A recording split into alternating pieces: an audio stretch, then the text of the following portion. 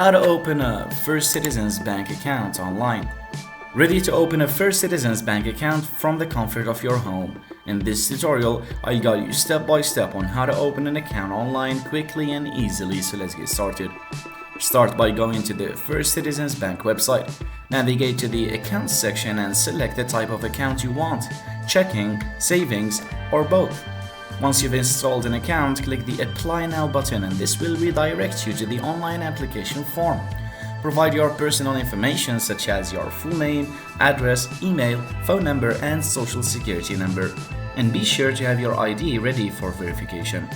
Customize your account by selecting features like overdraft protection, digital banking, and linked savings. Confirm your initial deposit amount if required.